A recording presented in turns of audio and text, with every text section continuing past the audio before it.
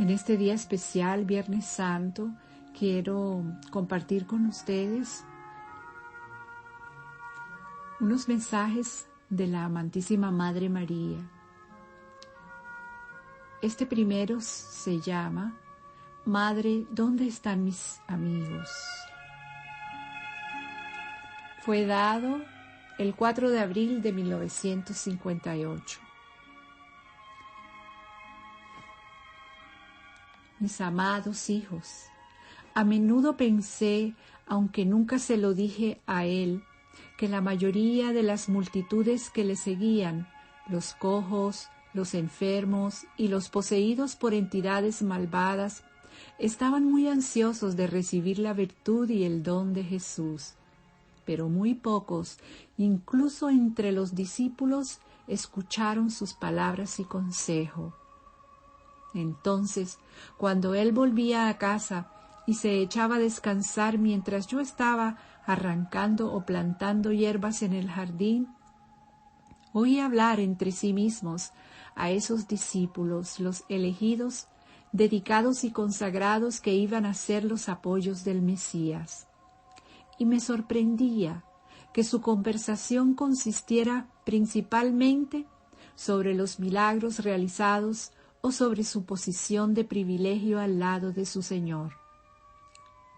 Fue muy poco lo que se registró en sus conciencias de los caudales y caudales de enseñanza que dio para formar la base de la entera dispensación cristiana durante 2000 años.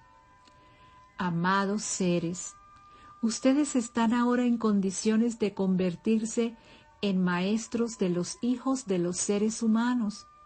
Oh, claro que no, como mi hijo, pero tendrán su hora, tendrán sus multitudes, sus seguidores, sus enfermos, sus heridos y sus cojos y poseídos. Recuérdenme cuando llegue ese día y no se desanimen. Si lo que ellos quieren es el don, la luz y la virtud, sin tener que esforzarse en seguir el camino o la ley, mediante la cual pueden ellos mismos lograr una maestría similar sobre la vida.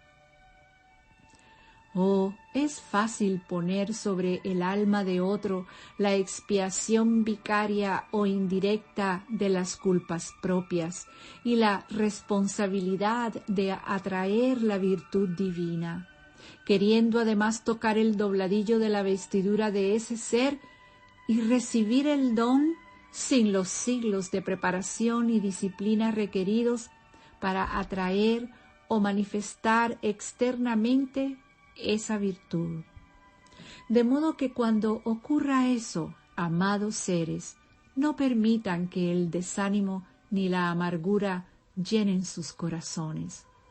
Nosotros que hemos recorrido el sendero antes que ustedes, sabemos que es el don y no el dador lo que las masas requieren.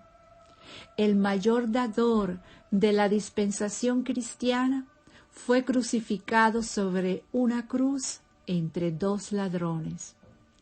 Entre esos que estuvieron en el tribunal de Pilatos estaban los ciegos a quien hizo ver y los leprosos que restauró. Y yo que permanecí en medio de ellos, oí sus voces uniéndose a la histeria masiva de la muchedumbre de la ciudad pidiendo su crucifixión. Se requirió entonces de una gran tolerancia y comprensión para entender cómo las personas bendecidas por la presencia y el amor de un maestro tan ilustre y magnífico, del cual habían recibido un beneficio personal de su corazón, podían ser tan vacilantes en un momento en el que él requería la fuerza de su luz. Ocurrió posteriormente una prueba de esto en la cima de la colina conocida como Gólgota, cuando Juan el Amado, María Magdalena y yo misma permanecimos solos y fuimos testigos de todo el procedimiento mientras esos hombres, Esos discípulos elegidos que habían vivido en mi hogar y en el aura de Jesús se apresuraron a protegerse. Se doblaron, agacharon y encogieron de miedo y negaron incluso conocer su presencia o su amistad con Él. Después, cuando todo hubo acabado y Jesús entregó su espíritu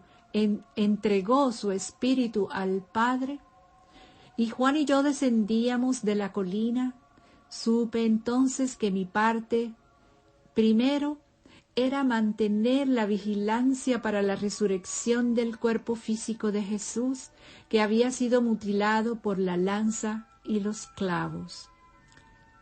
A continuación, lo segundo fue reunir y agrupar esos temerosos hombres descreídos temporalmente, desleales a quienes Él amó.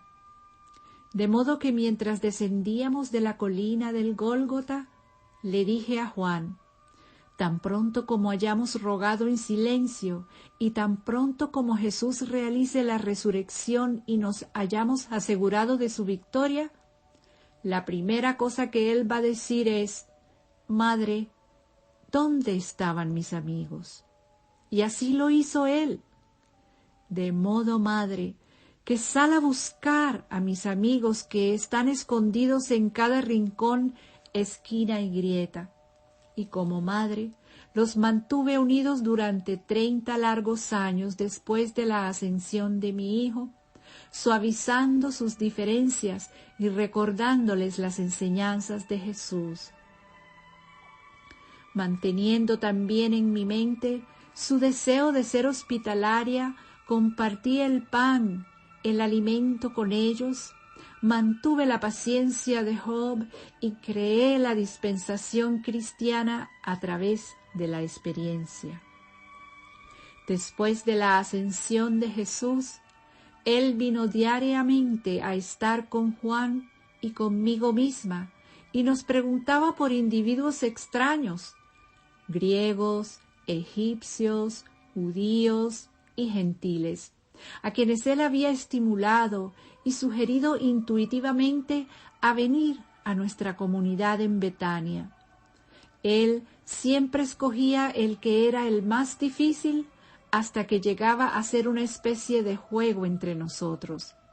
Yo le decía: «Oh sí, hijo, esa es verdaderamente un alma magnífica». Y entonces él sonreía y yo sonreía también. Para eso aprendí a ser paciente en aquellos años antes de su ascensión y durante su crucifixión, y posteriormente en los largos años en Betania, cuidando de su rebaño. También dándoles fe, sosteniéndoles, navegando largos recorridos en barco con el cáliz sagrado y atravesando la entera península ibérica con un propósito específico. Ustedes están familiarizados con el hecho de que al cierre de esa encarnación yo logré mi ascensión. Al cierre de esa encarnación, Juan el amado también logró su ascensión. De modo que hoy es Viernes Santo y es un buen día. Y fue llamado así porque representa el comienzo de esta historia. Un hombre que superó la muerte, un hombre que fue y es el ejemplo para todos los que le siguen. No se ha dicho demasiado sobre mi humilde parte en el servicio con Jesús, y algunos no están inclinados a enfocar su atención sobre mí. Pero aprecio el amor, la gratitud y devoción de todos ustedes que sí lo están. Fui entonces y soy ahora una servidora del Señor y soy madre de ustedes. Soy la madre que siente y hace tanto por ustedes como sentí e hice por Jesús, y quiero que sean felices y libres de toda angustia. Formé y construí para ustedes vuestro propio corazón en el cual arde la llama crística. Estuve alrededor de sus propias madres cuando llegó el momento de que nacieran, y muchas veces mis dedos jugaron con los rizos de sus cabellos, cuando ustedes eran tiernos bebés totalmente inconscientes aún de su misión. Yo, como madre cósmica suya, me sentí feliz con vuestro primer paso, aunque a veces terminaba con una caída ingrata, porque yo sabía que se levantarían de nuevo hasta que tu columna se mantuviese erguida y obtuvieras tu mayoría de edad, y luego llegarían a ser entonces precursores, heraldos de la nueva era de mi amado José, el ahora Maestro Saint Germain. Incluso del mismo modo como yo me regocijé cuando Jesús llegó a ser conocedor de su misión, yo me regocijo ahora cuando cada uno de ustedes llega a ser conocedor de su propósito y misión en la vida.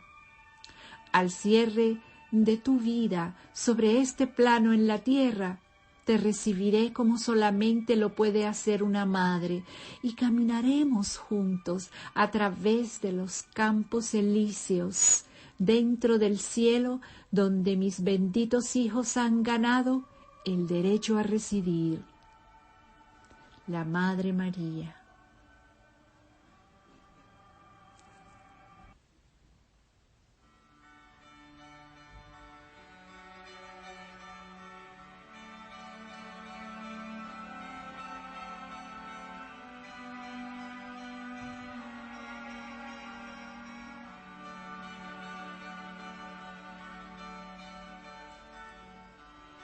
Segunda alocución de la amada Madre María, dado el mismo día, 4 de abril de 1958.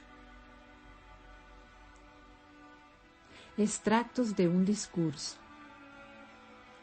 Mis amados hijos, ustedes que vinieron como parte de mi herencia en la hora en que mi hijo partió de la tierra, y cuando toda mi alma y espíritu habían sido heridas arropando su ser, parecieron cortados cuando él dijo: todo está terminado, y cerró sus ojos durante un corto tiempo, que incluso a los más sinceros discípulos les pareció que había muerto. En ese mismo instante, mediante la intersección de Dios de amor que me hizo a mí y que los hizo a ustedes, en ese mismo instante se descargó a través de mi alma todo ese amor cósmico que todo lo abraza, para el total de los 10.000 millones de almas que pertenecen a la evolución de esta tierra. Y todos y cada uno llegaron a ser tan queridos para mí como lo fue el amantísimo Maestro Jesús durante los 33 años de su vida. Fue un tiempo cuando mi vida, mi cuerpo, mis pensamientos y sentimientos se consagraron consciente y constantemente a la preservación del concepto inmaculado para la magnífica manifestación del Cristo. Así es dentro de la ley cósmica, amados seres. El gran Señor de toda vida nunca toma de ninguna alma nada de valor ni virtud permanente, sin devolverle 10 o 1.000.000 de veces más un beneficio y bendición a tal ser. Eso ocurrió en mi experiencia y así ocurrirá en las suyas.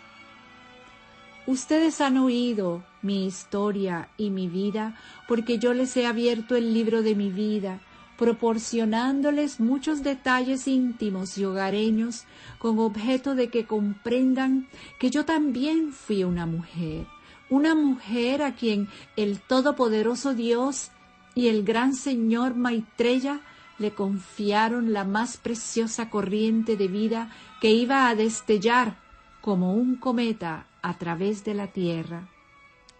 Desde el momento de su concepción y nacimiento, nunca me permití a mí misma olvidar la importancia de ayudarle a él a sostener ese concepto de divinidad. Llegó a mí como un nuevo recién nacido que yace impotente en los brazos de alguien, con esos diminutos mechones de pelos rizándose libremente y los ojos todavía sin estar enfocados en las cosas de este mundo, sino reflejando en su caso el reino desde donde venía. Un bebé con esa inocencia y vulnerabilidad todavía no había desarrollado las facultades mentales ni las destrezas de los vehículos para sostenerse por sí mismo y sostener el concepto de lo que debe llegar a manifestar. De modo que cuando José y yo vinimos por primera vez y lo vimos a nuestro bebé, vimos también la inocencia y vulnerabilidad de ese niño divino. Nos arrodillamos para rogar fervorosa y sinceramente, amados seres, para que nosotros pudiéramos mantener su protección hasta que su propio pequeño cuerpo fuese fuerte y pudiese caminar con su columna erguida hasta que la memoria divina de su gran misión se anclase dentro de él. Nosotros éramos dos humildes personas viviendo en un mundo ocupado con los asuntos del Estado.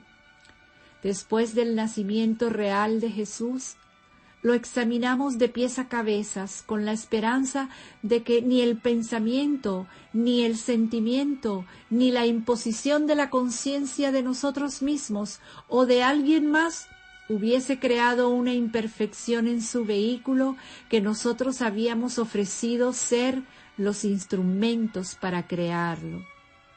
Encontrándolo perfecto en la forma y hermoso en la gracia, oramos al Dios Todopoderoso para ayudarnos a cuidar que su cuerpo físico fuese perfecto, que su mente estuviese siempre libre de los conceptos imperfectos del mundo externo, sus sentimientos libres de toda discordia y su brillante cuerpo etérico nunca pudiera ser manchado. Su brillante vestidura etérica era claramente perceptible para mí, porque en esa encarnación yo había desarrollado grandemente la visión clarividente. Amados seres, esa es la tarea de la consagración, que requiere muchos, pero muchos años y siglos de preparación para realizarla bien.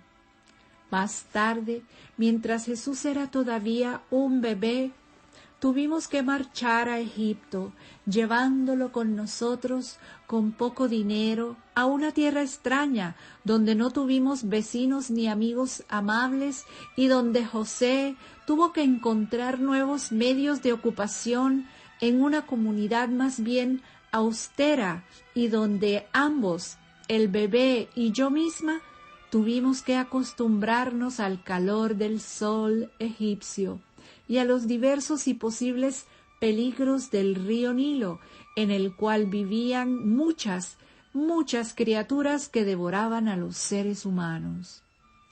Allí aprendimos una lección de flexibilidad, esforzándonos a través de la bondad y la amabilidad para hacernos una parte de las gentes de Egipto, hasta que llegó el día en que Jesús tuvo que entrar en el gran templo de la Ascensión en Luxor.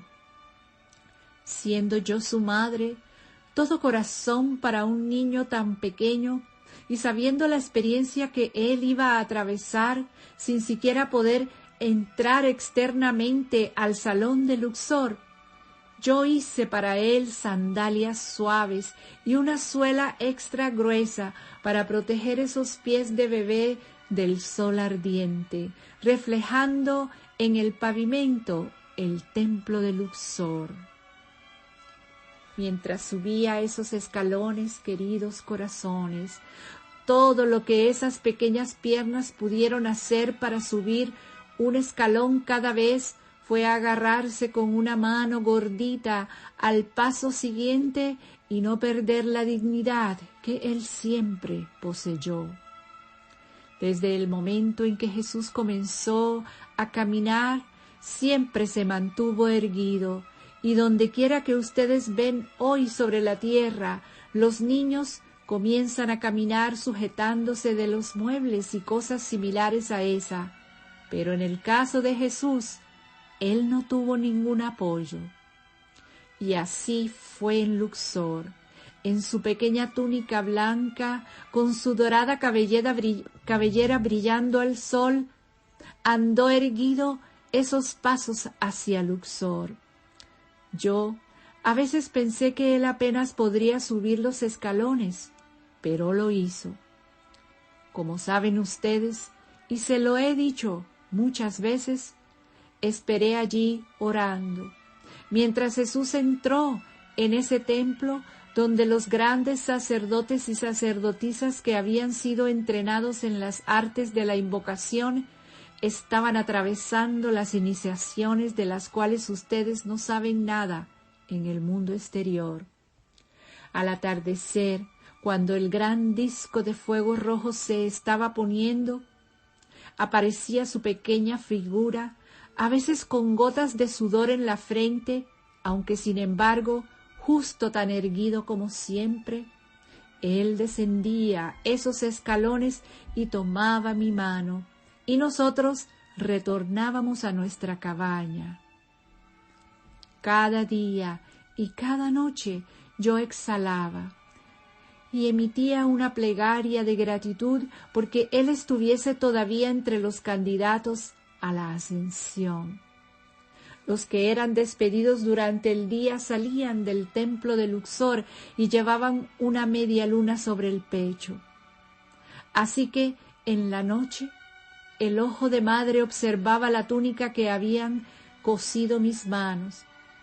Yo casi hubiese estado agradecida de que una media luna apareciese sobre esa túnica y ver liberado al niño de esa rigurosa disciplina en la que yo sabía que él estaba comprometido.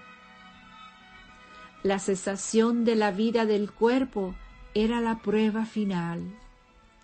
Y en esa prueba, la forma física se colocaba dentro de un sarcófago, y el sarcófago se sellaba con una piedra, y solamente la vida del neófito podía retirar esa piedra y resucitar esa forma.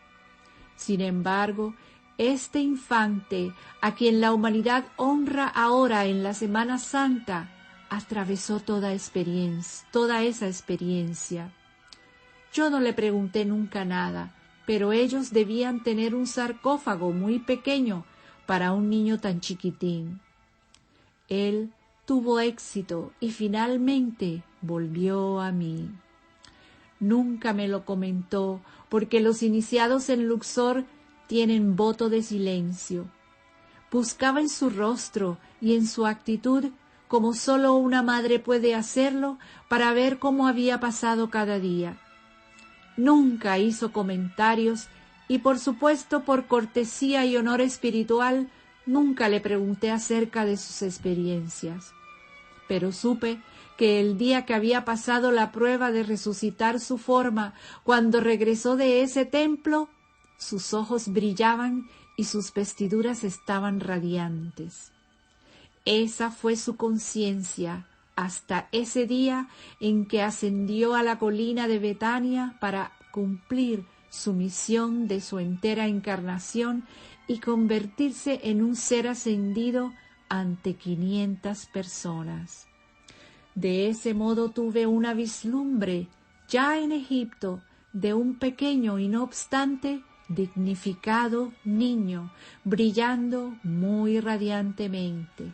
Y pensé que todos podrían ser capaces de ver esa luz, de modo que me apresuré a echar mi manto alrededor de su forma mientras nos volvíamos a casa. José también perceptivo más allá de los hombres comunes, mirando por encima de la talla que estaba realizando, observó primero a Jesús y luego a mí, y entonces nosotros tres nos arrodillamos juntos y honramos a Dios, que nos dio nuestra primera victoria. Más tarde llegó el momento de retornar a Jerusalén, a Belén y a Nazaret. Esos lugares eran familiares para José y para mí. No eran familiares para Jesús, por supuesto, porque salió de allí cuando él era un bebé. La vida se convirtió en la rutina más natural. Él creció y se volvió vigoroso, y nosotros mantuvimos siempre el patrón del concepto inmaculado de él. Él recorría la aldea como lo hacen los muchachos y conoció a los que estaban enfermos y en apuros y a los que eran desagradables. Al regresar, reflexionaba y a veces hablaba de ello y entonces comenzábamos el Magnificat. Y yo le decía: amado hijo, estas apariencias son temporales, también son hijos de Dios ellos, y han caído de la gracia temporalmente. Magnifiquemos al Señor en ellos. Así que Jesús, José y yo magnificamos al Señor en nuestros barrios humildes. Magnificamos al Señor en la conciencia de Jesús hasta que el día en que supe que el señor Maitreya se había conectado con su gran alumno y el avatar y Jesús fueron uno.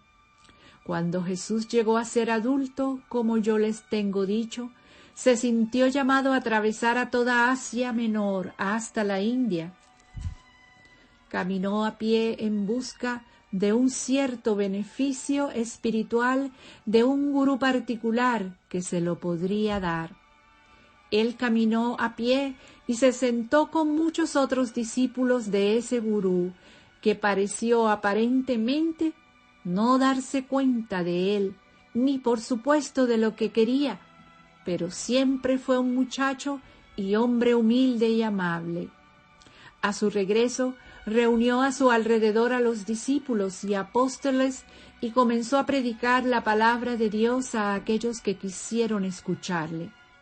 A menudo pensé, aunque nunca se lo dije a él, que las multitudes que lo seguían, esos cojos, los enfermos y los poseídos por entidades malvadas, estaban muy ansiosos de recibir la virtud y el don de Jesús, pero muy pocos incluso entre sus discípulos escucharon sus palabras y consejo. Los 4 cortos evangelios que se han escrito y que conoce el mundo actual salieron de mis propios recuerdos de las enseñanzas de Jesús que yo conté una y otra vez en Betania durante los años que siguieron a la ascensión a los cielos de mi Hijo. Amados seres, esos evangelios son tan solo un fragmento de la ley. Jesús el Cristo pasó 6 días de cada 7 de la semana durante 3 años predicando ante todos los que querían oírle. ¿Piensan que las pocas palabras escritas en esos evangelios son la plenitud de los 3 años de los sermones públicos dados a la gente por el Mesías de la dispensación cristiana? Hay unos pocos que vinieron o vivieron en el tiempo de Jesús que inscribieron algunas de esas verdades cósmicas que él habló. Existen evangelios desconocidos para el mundo de los seres humanos, ocultos por seguridad agradecidamente. Algunos de ellos fueron firmados por Jesús y serán dados a la humanidad cuando la codicia, el egoísmo y el precio de un antiguo manuscrito no sea la meta del trabajo de los seres divinos. Amados seres, ustedes que ahora están a punto de llegar a ser maestros de los hijos y de los seres humanos, no como mi hijo, pero ustedes también van a tener su hora. Ustedes recuérdenme a mí cuando llegue ese día. Aprendí a ser paciente en aquellos años antes de su ascensión y durante su crucifixión y posteriormente en los largos años en Betania cuidando de su rebaño. También dándoles fe, sosteniéndolos, navegando largos recorridos en el barco con el cáliz sagrado, atravesando la entera península ibérica con un propósito específico. Algunos preguntaron por qué no navegamos alrededor a través del peñón de Gibraltar para llegar a Inglaterra con José de Arimatea. Fue por la específica razón de que yo debía magnetizar el lugar sagrado que cientos de años más tarde serían los focos de curación en Fátima, Lourdes y Reims y en otros diversos lugares. Fue necesario que mi cuerpo físico estuviera allí e hiciera el anclaje de mí misma. De modo que a veces no fue el camino más fácil, amados seres, aunque fui advertida que quienes navegaban alrededor de la costa española tenían una navegación muy dura. No obstante, pensé que era mucho más duro atravesar esas montañas porque ya por mis años terrenales no estaba en el mejor momento. Inglaterra se veía encantadora, así como Glastonbury y muchos de esos lugares donde dejamos el Santo Grial para uso futuro. Temí esa larga navegación de retorno a casa en barco, pero me alegré de volver a Betania. Allí entré en reclusión y me preparé para mi propia ascensión. Ustedes ya están familiarizados con el hecho de que al cierre de esa encarnación logré mi ascensión. Al cierre de su vida sobre el plano de esta tierra, recuerden que les recibiré como solamente lo puede hacer una madre. Caminaremos juntos a través de los campos elíseos dentro del cielo, mis queridos, a donde se han ganado el derecho a residir.